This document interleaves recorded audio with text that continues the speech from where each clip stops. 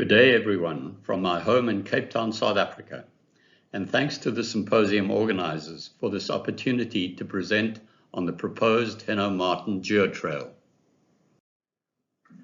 My plan is to briefly introduce Henno Martin, his colleague Herman Korn, and the regional context. Then, as background to this project, I'll show copies of slide graphics I produced nearly 40 years ago. I'll then fast forward to the present year with graphics from very new global so-called full-plate tectonic modeling. The topic is the Neoproterozoic to Paleozoic transition from the Rodinia supercontinent to Gondwana. The focus will be on the Damara orogenic province and the demise of the Adamastor Ocean between the Congo and Kalahari continents. Finally, I will outline the context and geological scope of the Geotrail proposal. I first met Henno Martin in 1965 when he was professor and founder director of the Precambrian Research Unit, the PRU, in the Department of Geology at the University of Cape Town. This photograph shows him in the central position of honor. It was his departmental farewell before departing for Germany to take up a professorship at the University of Göttingen. I was present at top left in the second row from the back as a third-year student. Also present, second from right in the middle row, was Roy Miller, who was then MSc student in the PRU under Henno and who later succeeded him as a director of what was to become the Namibian Geological Survey. These two graphics show Herman Korn, Henno's friend and fellow geologist. At left is a photograph of their departure by ship for Southwest Africa in 1935. On the right is a photograph of Herman at the second desert hideout in the Namib in 1941. Behind is his dog Otto and the car with which they had absconded from Windhoek to avoid potential wartime internment as German citizens of military age. Their adventures while isolated in the Kwiseb Canyon area of the Namib Desert were described by Henno in his book, The Sheltering Desert, some years after the untimely death of Herman Korn in a bizarre 1946 car accident.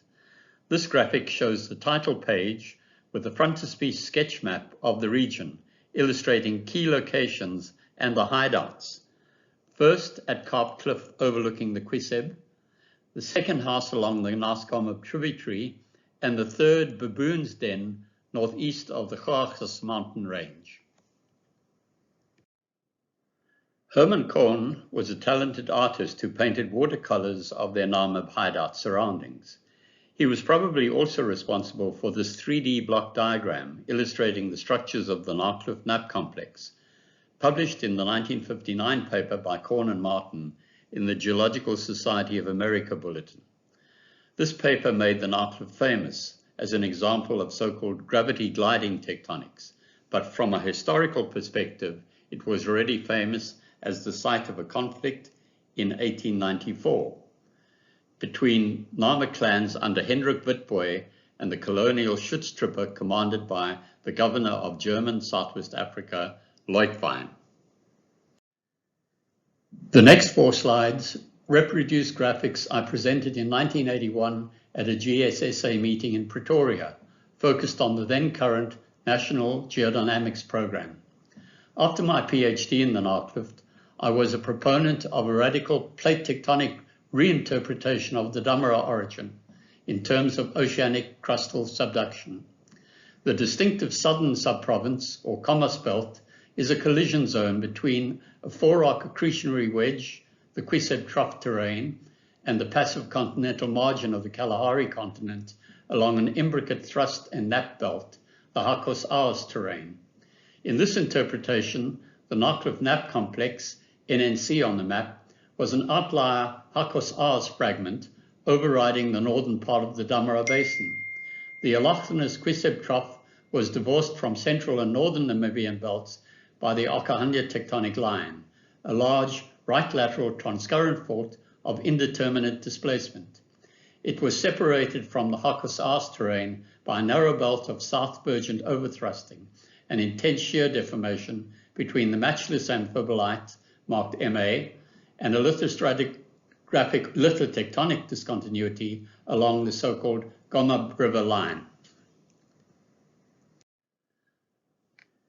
The important point about a tectonostratigraphic or lithotectonic interpretation is that the normal law of stratigraphic superposition does not apply. The sequence does not young upwards, but in the case of tectonic accretion in the hanging wall of a subduction zone, it youngs downwards in a discontinuous fashion, expressing a process of tectonic underplating. So it is not surprising that ages obtained from the matchless amphibolite zone are older than those assumed for the Kalahari continental margin strata, and hence they are termed unreliable.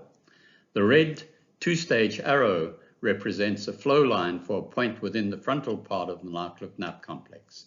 The blue line represents the trace of a profile across the Comus belt, shown in the following slide.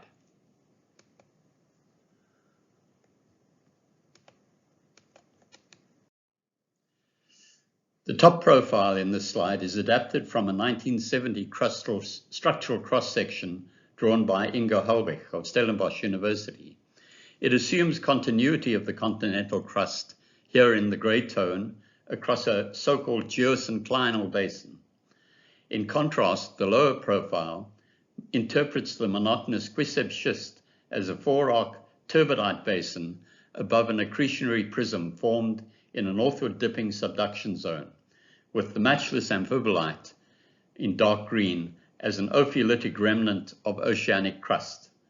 Continental basement of the Kalahari craton has imbricated during crustal thickening in the collision, with intervening basement slices in the overriding Liechtenstein and Naas naps, respectively green and purple in the lower section. The main nap zones of the Harkos-Aos terrain, as identified in 1978 to 81, are shown in this graphic. The colors correspond to nap sheets shown in the previous cross-section, which here is represented by the red line.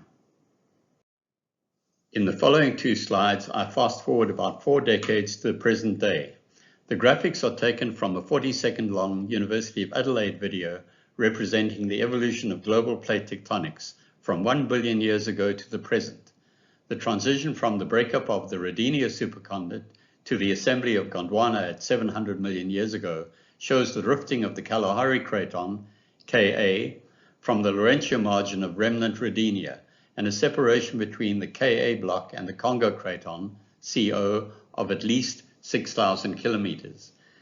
At this point, I can't resist the temptation of an I told you so moment, with a brief extract from my 1978 PhD thesis, from the section relating the volume and mass of the compositionally andesitic Quiseb schist prior to collision, uplift and erosion to the length of the oceanic slab consumed.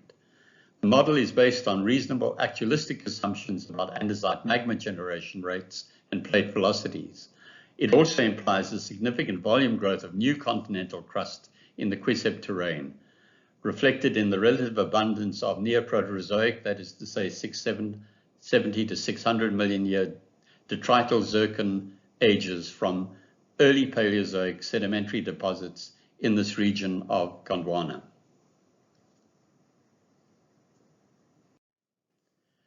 "100 million years later, the southern arm of the Mozambique Ocean has been eliminated by Arabian Nubia and Azania microcontinent collisions. The subduction zone along the northern and eastern edge of the Proto-Gondwana continent has propagated into the Adamastor Ocean, and the stage is set for Gondwana amalgamation with the Kalahari continent about 30 million years later. The Quiseb trough terrain has probably been extruded from the Azania collision zone along the right lateral OTL with displacement of hundreds or thousands of kilometers. The subduction polarity along the southern seaway between Adamastor and the Clamene Ocean is also questionable. It is more likely that the westward polarity of Adamastor subduction beneath the Congo craton arcs southeastward into southward polarity in the Garip and Saldania belts outward of the Ka continent. Here, under the broad theme of geoheritage, the key elements of geoparks, geotourism, and geotrails are defined. In my view, the former trace of the Adamastor Ocean represents a so-called site and landscape of international geological significance. It is widely recognized throughout Africa, South America, and further afield, and is therefore a key element of geoheritage of the Naukluft Park. Its recognition in the thoughtful planning of a Henno Martin Geotrail within a geopark and geotourism setting adds a personal and historical dimension to this geoheritage, even though, ironically, Henno himself was opposed in some way to the plate tectonic interpretation of Dammeren geotectonics. To illustrate the wider significance of the geotrail setting, I use Paul Hoffman's map of Namibian geology from his 2013 article on Henno Martin.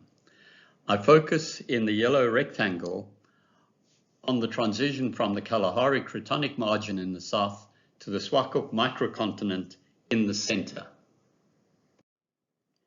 This Google Earth view illustrates the great escarpment between the Namib Desert on the west and the Khomas Highland on the east.